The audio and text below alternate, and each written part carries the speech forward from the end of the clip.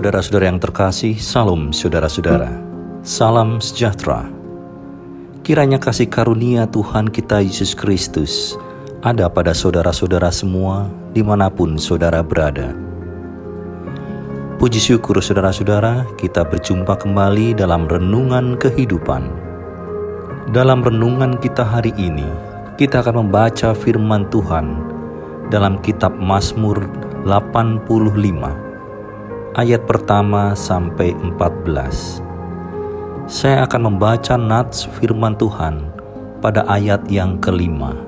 Demikian firman Tuhan. Pulihkanlah kami, ya Allah penyelamat kami, dan tiadakanlah sakit hatimu kepada kami. Saudara-saudara yang terkasih, Mazmur 85 ini berbicara tentang doa bangsa Israel memohon pemulihan dari Tuhan. Kita tahu bahwa bangsa Israel dikenal sebagai bangsa yang tegar tengkuk. Maksudnya, mereka seringkali berontak kepada Tuhan, padahal mereka selalu menikmati kebaikan dan pemeliharaan Tuhan. Ketika dalam kesesakan dan penderitaan karena kesalahannya sendiri, mereka baru ingat Tuhan dan memohon belas kasihan daripadanya, supaya Tuhan memulihkan keadaan mereka. Demikian kata mereka, untuk selamanyakah engkau murka atas kami dan melanjutkan murkamu turun-temurun? Apakah engkau tidak mau menghidupkan kami kembali, sehingga umatmu bersukacita karena engkau? Untuk bisa mengalami pemulihan dari Tuhan, saudara-saudara, ada hal yang harus dilakukan. Seperti firman Tuhan dalam 2 Tawarik 7 ayat 14. Dan umatku yang atasnya namaku disebut, merendahkan diri, berdoa, dan mencari wajahku, untuk berbalik dari jalan-jalannya yang jahat. Maka aku akan mendengar dari sorga, dan mengampuni dosa mereka, serta memulihkan negeri mereka. Saudara-saudara yang dikasihi Tuhan Yesus Kristus, mengacu pada ayat ini, kunci beroleh pemulihan ada 3 hal. Yang pertama, merendahkan diri, yaitu memiliki kerendahan hati adalah syarat mutlak mengalami pemulihan. Karena Tuhan sangat menentang orang yang congkak dan tinggi hati. Saat kita merasa mampu, tidak butuh bantuan orang lain, merasa lebih baik, saat itulah awal kehancuran kita. Ingatlah, di luar Tuhan, kita tidak dapat melakukan apa-apa. Pemulihan yang kedua adalah berdoa. Ini adalah wujud ketergantungan kita kepada Tuhan, seperti ranting yang selalu melekat pada pokoknya.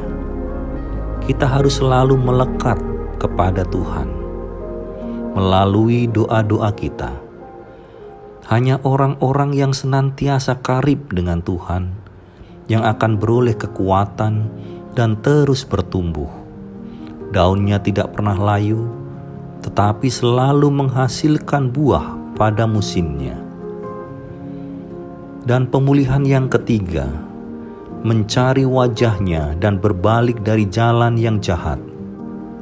Saudara-saudara, bila kita ingin mengalami terobosan baru dalam hidup ini, kita harus tahu apa yang menjadi kehendak Tuhan dalam hidup kita.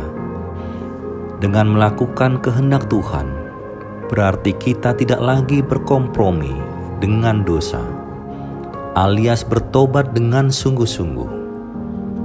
Perubahan harus dimulai dari diri kita sendiri. Tanpa perubahan, kita tidak mungkin mengalami sesuatu yang baru. Saudara-saudara, bila hidup kita berkenan kepada Tuhan, maka Tuhan akan memulihkan kita. Haleluya. Saudara-saudara yang dikasihi Tuhan Yesus Kristus, mari kita berdoa. Tuhan, Allah yang besar, Allah yang baik, Allah yang bertahta dalam kerajaan surga yang mulia. Terima kasih ya Tuhan atas kasih karunia-Mu kepada kami, sehingga kami hari ini masih dapat menikmati hari-hari kami hidup dalam nama-Mu. Tuhan Yesus Kristus, terima kasih atas firman-Mu, karena dengan firman-Mu ini kami selalu dikuatkan, kami selalu diingatkan untuk senantiasa merendahkan diri kami di hadapan-Mu ya Tuhan. Jauhkan kami dari kecongkakan, tinggi hati yang akan membuat kehancuran bagi kehidupan kami. Tuhan, Engkau selalu mengingatkan kami untuk senantiasa berdoa kepadamu ya Tuhan, mendekatkan diri padamu dan berserah kepadamu. Karena kami tahu Tuhan, doa adalah satu-satunya jalan untuk menuju kepadamu, untuk memperoleh berkah dan hikmat dari-Mu ya Tuhan. Tuhan Yesus Kristus, terima kasih juga bahwa Engkau telah mengingatkan kami untuk senantiasa mencari wajah-Mu dan berbalik dari jalan yang jahat, supaya kami senantiasa taat ke atas perintah-perintah-Mu ya Tuhan, dan juga kami senantiasa bertobat dari dosa-dosa kami.